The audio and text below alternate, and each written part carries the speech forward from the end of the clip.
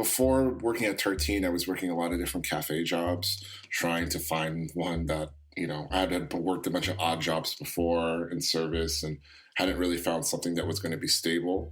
This is Matthew. My name is Matthew Torres. I'm 24 years old, and I live in Oakland, California. I was a barista at a Tartine manufactory for 2.5 years, up until September of 2019, and then I moved on to the Tartine Berkeley location up until they closed that location. That must have been May of 2020. Tartine is a really popular bakery that started in San Francisco. It's known for its artisan bread made with natural sourdough. They have bakery locations in San Francisco, LA, and Seoul, South Korea. They're known for being very local, community-minded, and thoughtful about their products, or at least they used to be. I had a friend that was also a barista working at the manufacturer, and he's like, hey, my job's hiring. You work, at least like 5 shifts a week.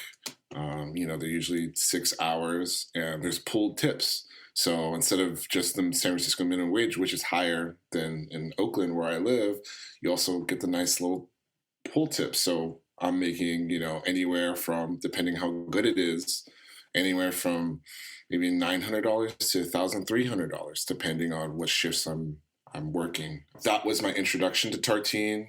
I kind of knew about it before, but I didn't really understand too much. And this was just their second location.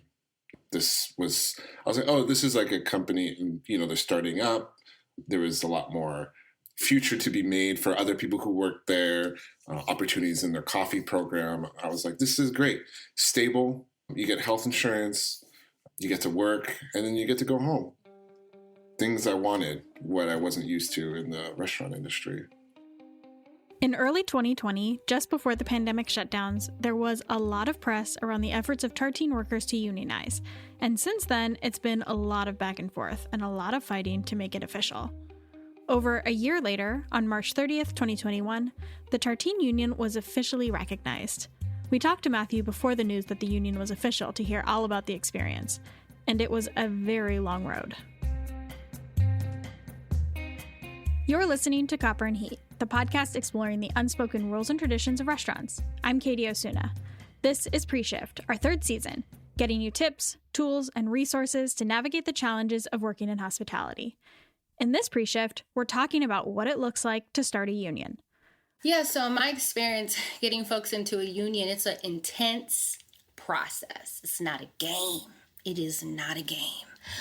This is Tsehaitu. Yeah, so my name is Tsehaitu Abye. She's a community organizer for One Fair Wage, a nonprofit NGO here in the United States that is led by advocates for restaurant workers to end the sub-minimum wage for tip workers who make less than the minimum wage. Tsehaitu has worked in unionizing restaurant workers, but now does more community organizing with One Fair Wage. While we're talking about Tartine as a kind of case study, it's important that we keep in mind all the big forces in and out of the industry that affect unions. So that's why we talked to Tsehaitu. Before you even start that process, you have to do that SWOT analysis. On top of that, strategically, if you put all of this energy and this time and this money into this campaign, what's the likelihood of you winning, right? Because you can't invest hundreds of thousands of dollars into something and you're not sure it's going to happen, because with the union organizing campaign, you have workers in a particular space, a workspace, turf, perhaps a building, and then you have a group of organizers who are part of an organization that's separate from those workers that are employed by a management company or an owner. And so how does that relationship get established in the first place? What does that relationship look like around the country and other states, right? Is there a union between those workers and that employer in other states? What's the likelihood? Is this an independent restaurant? Is this part of a larger group? So there's all these determining factors and variables that determine if this is even going to make sense. Because the likelihood of an owner or a company shutting down, finding ways to fire folks and to shut it down is constant. That's just the norm. That's the everyday. So that union process, it requires secrecy. It's like I was like a private investigator. It requires a certain type of commitment, because once you decide, hey, this is my room, and all the people in this room, we need to build community no matter what. If you've got 100 folks, you got to have 50%, more than 50%. Really, you need to get 70%. So what is your strategic plan going to be? Once you have that, now you have a plan of organizing. And so the introduction of a union is, you're saying you're building power. You're saying, hey, we're going to make an agreement between the workers and the employer. And together we'll decide what our hours look like and how we get paid and what our benefits look like, versus the employer making every decision really without your consideration and based on their business plan. So, those are just the beginning steps. I think it's just important to do a lot of research about your employer. Do your research about your employer before you come up with all your grand ideas. So back to the Tartine story. Well before they announced their intent to unionize, they were doing the research and having conversations. I'm one of the, not the original founders, but one of the first people to start the union, along with four or five other people. We had been talking about it a year prior. Like, oh, that would be so cool. Right across the street, there's a veterinary hospital. And we were getting really close with the nurses and a lot of the other workers that worked there. And they were in the middle of a union drive. So as we're working, they're having actions in front of their workplace. That veterinary hospital is owned by the Mars Corporation, a candy bar company. But, it wasn't until we made a connection with somebody at, my friend Emily Haddad had ran into one of the workers from Tartine Bakery right on Valencia in San Francisco. It was like, hey, like we were talking about doing this, maybe talking about doing a union thing. Like, do you guys want to talk? You're like, yeah, actually there's some people at the bakery that want to talk about it. So we all met up one night and, we just started to like, okay, what is this, And this is off the heels of Anchor Brewing, the famous San Francisco beer company, being unionized just months prior before our conversation.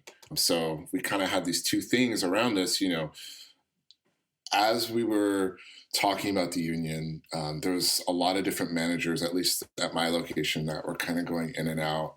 It was a new company. Tartine works under a restaurant group.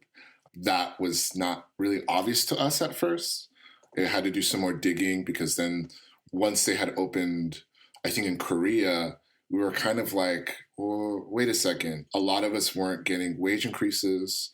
A lot of us were having really bad, restaurant work is really scrappy and a lot of ethics are being crossed, and, a lot of bad things were happening to cooks, to everybody.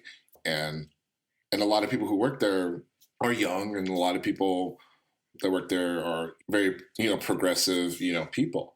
And kind of to work in the conditions of the restaurant industry, this kind of like old guard of like industry, like this is what we need to do in order to serve our guests, was not collaborating with the BIPOC people who actually also work there. Once Korea opened, we were really worried. And then once LA opened, we kind of were like, this seems really massive.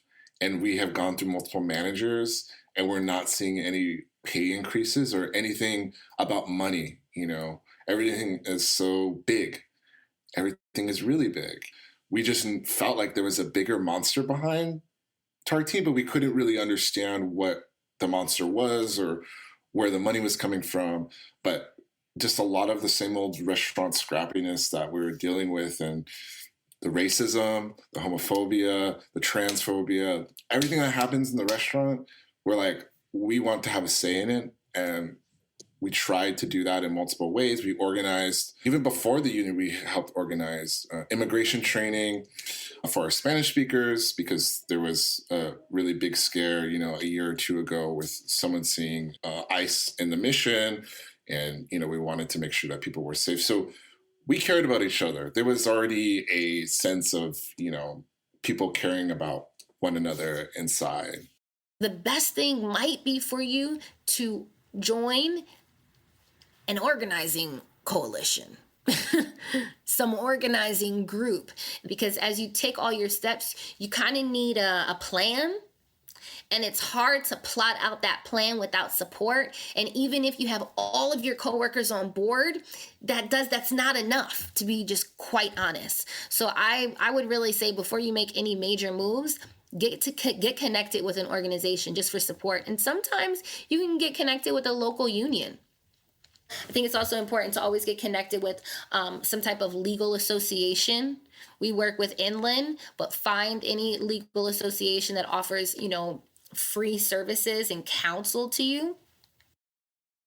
We were like, well, who do we talk to? We don't know how to do any of this. And I think that's where a lot of workers maybe get confused on how to do this. We were able to get in contact with somebody from the Democratic Socialists of America, the San Francisco chapter, and they have a whole labor committee. Their labor committee, their job is to help workers get connected to existing labor unions. Both Anchor and the Veterinary Hospital was organized by the International Longshore and Warehouse Union. They're one of the best unions in the United States, really democratic. They are legendary in the Bay Area. They control the whole West Coast. They're West Coast waterfront from Alaska to the Panama Canal. That's what they're known for, but they've also organized, the warehouse part, Local 6, which we wanted to be a part of.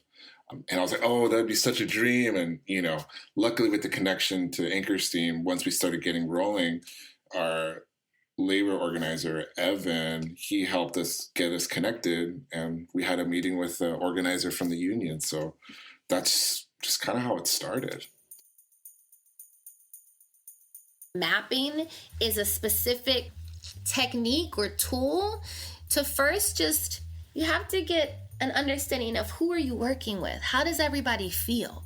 Because you may feel a certain way based on whatever it happened, but you have to identify what everybody else feels like. So if you have 20 people who are working at your place or 100 people, you got to do the work, the research, and find out, well, how do you feel? How much are you getting paid? What are the issues? So identify what the issues are amongst as many people as possible.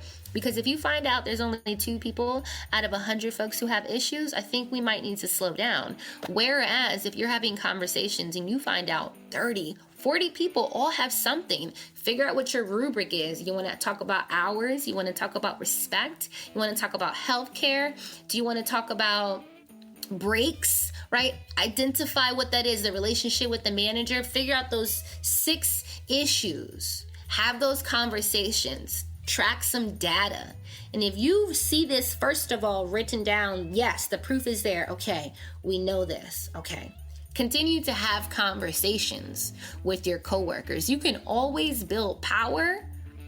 You can always build community. You can always build trust. And honestly, when you have small issues that happen at work, you can get strategic enough sometimes to get your managers to do what you need to get them to do, right? Because oftentimes it's people skills. I don't actually even want to highlight what the different issues are because I don't know what the specific thing is. But these are just some basics. And part of mapping also is just identifying all the names of the folks that you work with, some demographics about them, what their issues are. Once you figure out what their issues are, see if folks want to have a meeting with you. That's the first step. If everyone wants to have a meeting outside of work, I always do not have these conversations at work. I really recommend only on a break, off of the property. It's really best don't have these conversations really bold in front of your managers, in front of your boss. Be very modest about this and try to get it off premise. Have a meeting so you can individually build that power, right? And so I think, with COVID specifically, it pushed me to have super, super honest conversations with people. I can say a number and say 70% of restaurant workers are women. Okay, I can say that. And I can say that they're the highest rates of sexual harassment in the restaurant industry. I can say that. But what that means in a conversation with a worker, with potentially a friend of mine, potentially someone who will be my friend, a comrade in this movement, that's really personal. Because you have to have a certain type of trust with someone to get to the level of, what's abuse's role in how you show up at work.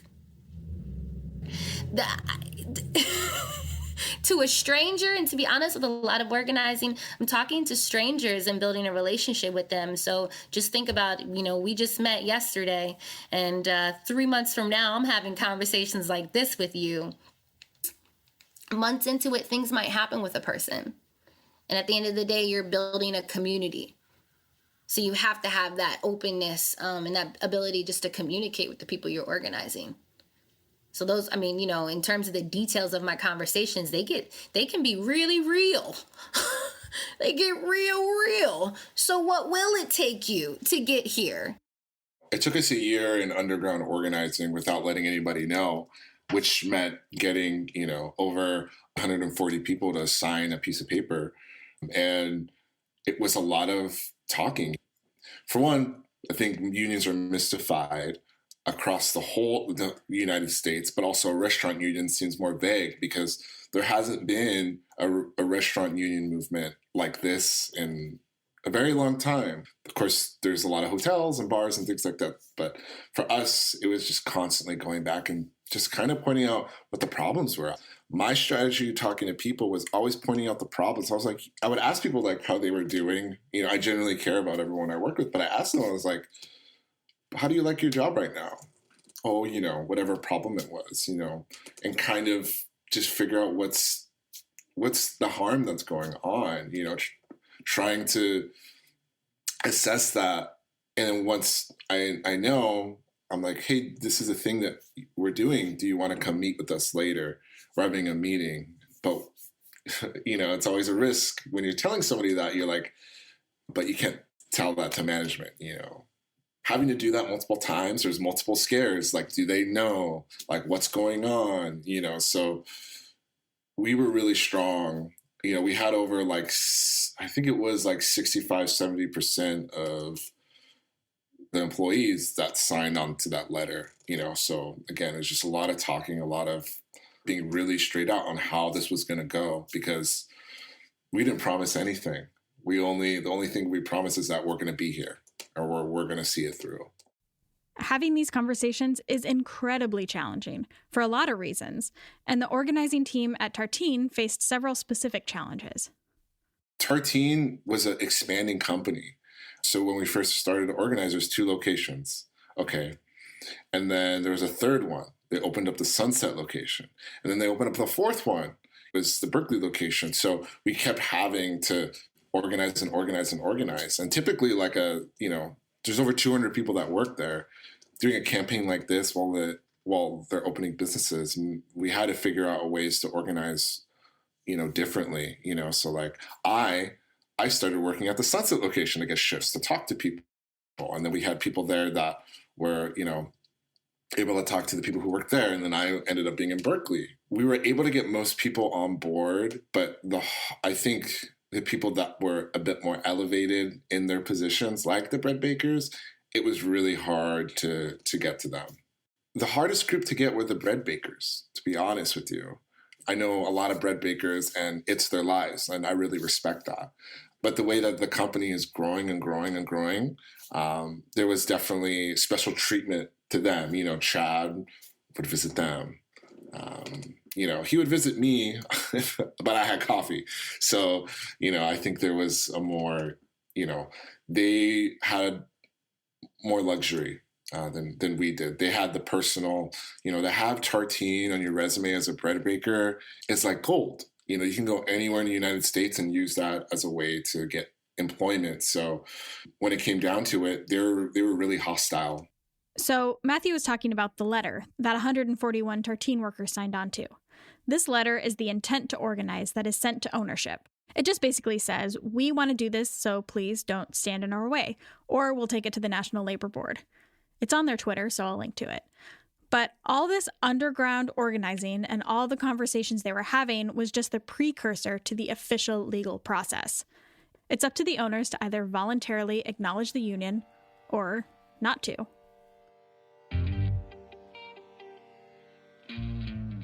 Next strategic steps, get connected with your city officials. COVID showed us that your local city officials can really help you when it comes to, issues with unemployment. Folks were calling the lines to different unemployment offices trying to get a hold of folks, and they got so desperate. Fortunately, there were town halls and city officials gave their numbers out and said, hey, call us. We will personally help you. So once you get yourself and your coworkers organized, get connected with a local city official. Get them to find out what's happening at this popular venue that all these people go to so you can get some attention around it.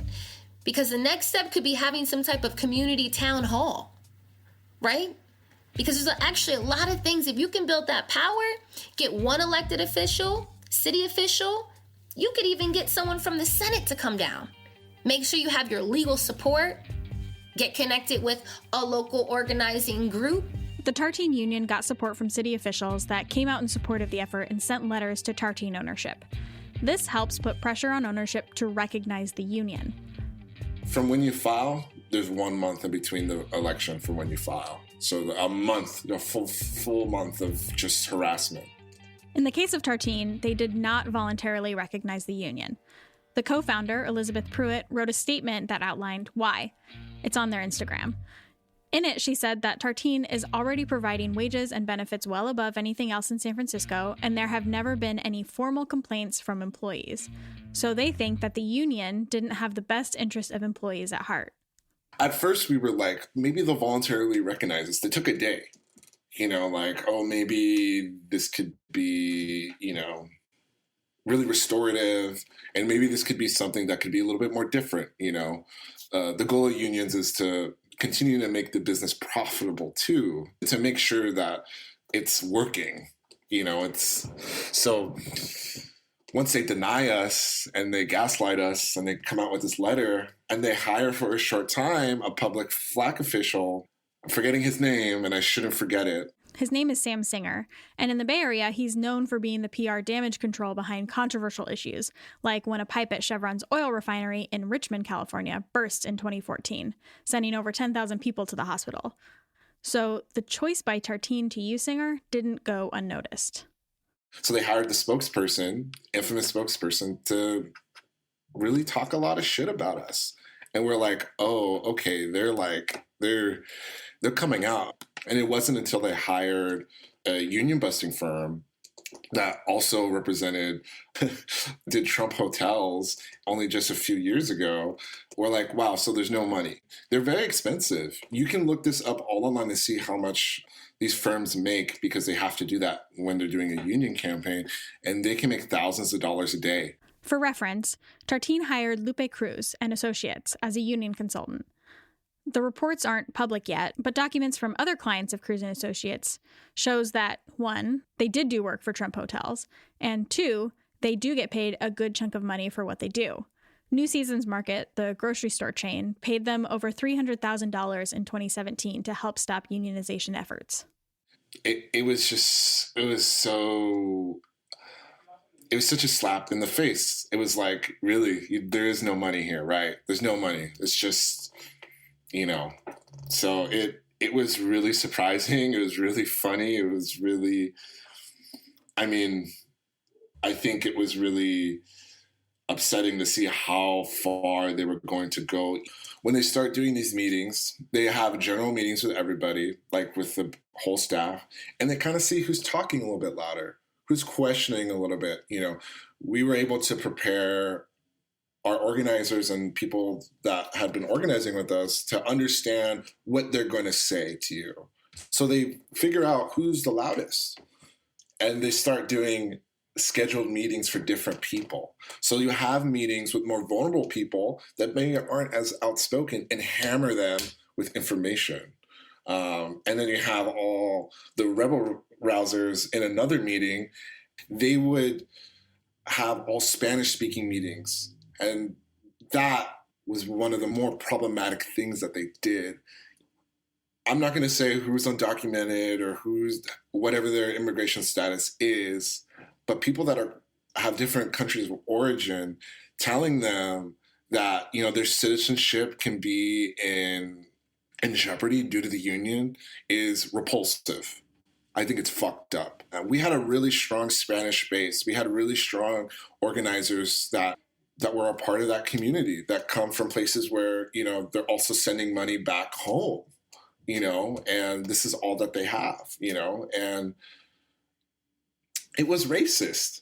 It's racist. I think it's racist. It was really, really racist. And it was unethical. Union busting is unethical. It does not give a line of communication. At least at the Tartine Berkeley location, all the staff, including me, were outspoken. 18 of us were outspoken. So there was no way that they were going to do that to us over there. So they would never come. Oh, we're going to have a meeting today. We're like, okay, let's have a meeting. But they would never come. After this month, after the letter of intent, it comes down to a vote. What had ended up happening, we had two different votes because they're two different regions. So in Berkeley, they have their own region within the National Labor Board. So that had to be done out of an Oakland office of the National Labor Board. And in San Francisco, go to the San Francisco office. So we couldn't have one single election together. But we did it within a few days of each other. So after the harassment, a lot of people from the Spanish-speaking side of our organizing were not responding to us, were really scared. And a lot of them either voted no or decided not to vote at all. And that's what really hurt us. So we voted. Happened at all three locations in San Francisco. We had planned a party at, forgetting what bar that was, but just kind of see where the results were. The results were going to be counted inside the Tartine Bakery office during the election. The people that oversee it is usually, it's going to be someone from the company and somebody from the union. So me. So I was an observer for one of them. There was another observer for Tartine. So those were the only two people that were going to be there, and the labor board agent. They would help conduct it, just so it's equal. And that went on for, I think they put it for 8 hours. And we got the results, I think around 4 or 5 o'clock. Once they counted it up, my friend Pat, who works at the bakery, was there watching where they count. And, Liz was there, all this gang of lawyers were there, seeing them count. They literally count out the ballots one by one by one. So then we get a text message, oh, we won. We're like, oh, shit, but we won by some absurd thing like 10 votes or 8 votes or something like that. And we're like, okay, we won, great. But we didn't understand yet. It needs to go to court now. There's a sort of range of votes that you need to be in order for it to not become basically be disputed. When the election was happening, when the employer has to give off a role of people who work there to the union, and they decide who's eligible or not. And Tartine knocked a bunch of people to like, oh, they don't have enough hours. They're not eligible to vote. So then those people, their votes would be their challenge votes. So what Tartine did, they had some managers vote, not allowed to vote, some supervisors not allowed to vote, and they ticked off a lot of people that they're like, oh, well, they can't vote, out of outrageous terms. And the union only had a few that they challenged. I think it was like 4 or 5. But so even once we learned that we won, we were like, oh, wow, now it has to go to court. And there was kind of like, we still celebrated because it was really important that sort of happened. But we, this is a week and a half from the shelter in place, and our worlds were going to change in that week. And we were just kind of like, wow, this is great. Like, well, we'll go to court. It's fine, and we've been in court since last year. Matthew worked at the Berkeley location, which, as he said, had a separate vote because of their location. All 18 voted in favor of unionizing, which was a huge win. However, a week or so later, the pandemic shutdowns hit, and the landlord of the building didn't renew their lease, so the Berkeley location closed. Most of these employees weren't hired back at any of the other Tartine locations, including Matthew. The San Francisco vote was 89 yeses and 84 nos. 24 additional votes were challenged, 2 by Tartine and 22 by the union. This meant that both Tartine management and the union organizers had been given a list of who was voting, and if either side didn't think some of these folks were eligible to vote, they were challenged. Those people could still vote, but their votes were kept sealed and uncounted in the tally until a decision was made about the eligibility of the voter, which took a long time. Over the summer, there was a hearing. There's a lot of back and forth between the National Labor Board is the one that holds court. They're the ones that hear out the cases. So there was like a bunch of challenge votes they had to go through. So that included testimony from managers, that included testimony from employees from both sides to figure out the challenge votes and where it headed to go. And this was like at least 2 months of like being inside this court. And it came down to somebody who worked at my location. It came down to one vote. It came down to one single vote. Our friend Kyle, he had transferred from Berkeley to the bakery where his partner also worked. They were saying he didn't have enough hours to be an employee, but he was an employee. So the union won that appeal that he is an employee, but in court, you can appeal it. So they appealed it. And they went back and forth. And this happened in like July. And then we heard, last year that it just kept going up. So now currently it's sitting in Washington, D.C., the national headquarters. In October of 2020, the local labor board decided that 10 of the challenged votes should be counted and 14 should be thrown out. Tartine appealed that decision. When I talked to Matthew, that's where the case was sitting, in Washington, D.C., after Tartine had appealed the local decision. But the National Labor Relations Board rejected the appeal, so the 10 votes that were found eligible were counted. 4 were in favor of the union, 6 were against it. So the final vote was 93 yeses and 90 nos. So, unionizing is an incredibly long, complicated, and arduous process. It took over a year for the Tartine Union to be recognized, and that's relatively quickly compared to some. But the fact that the Tartine Union was recognized is a huge win. So it is possible to make it happen. There's a lot of campaigns that have happened since Tartine. My tip for a lot of those people were just like, don't be scared. There's so much more resources than there was before. Instead of just going to a labor union, you can also hit up any DSA chapter and see if they have a labor committee.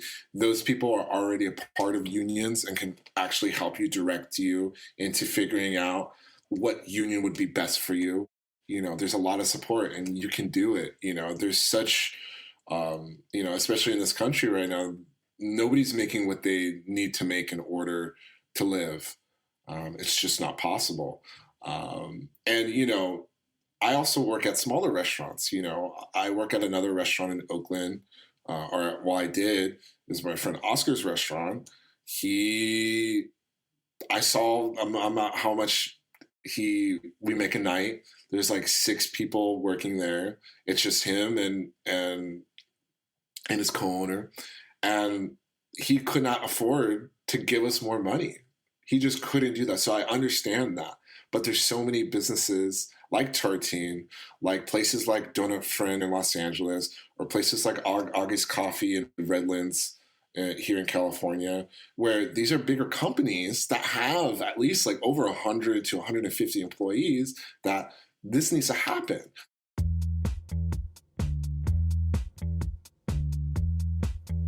This is just barely scratching the surface of unions and organizing. So head over to our Instagram page and follow us. We'll be doing an IG Live with Tsehaitu next Monday so that we can chat more about organizing in your workplace, whether that's for a union or just community organizing. Even if you're listening to this well after we post the episode, the recording is still on our IGTV at Copper and Heat. You can find the Tartine Union on Twitter at Tartine Union. They're open to DMs if you want to pick their brains about unionizing. We've also linked to some of the other places that Matthew mentioned, like Donut Friend in LA, who our friends over at Sidework Podcast talked to for one of their most recent episodes. Check it out. Tsehaitu is doing some really great work with One Fair Wage, so check them out as well. We're also linking to a bunch more resources about unionizing and organizing, specifically for folks in the restaurant industry, here in the show notes. So please check them out so that you can make change either in your workplace or help push for change in the restaurant industry as a whole. If you haven't already done it, hit the subscribe button in your podcast app. Then you can keep up with all of our new episode releases throughout the season. Even better, share this with a friend. Copper and Heat is a member of the One Star Podcast Network, the first podcast network dedicated to representing voices and stories from the service industry, with shows created by service industry workers. Check out our website, onestarpodcastnetwork.com, to learn more about the other shows. Pre-Shift, the third season of Copper and Heat, is produced by me, Katie Osuna.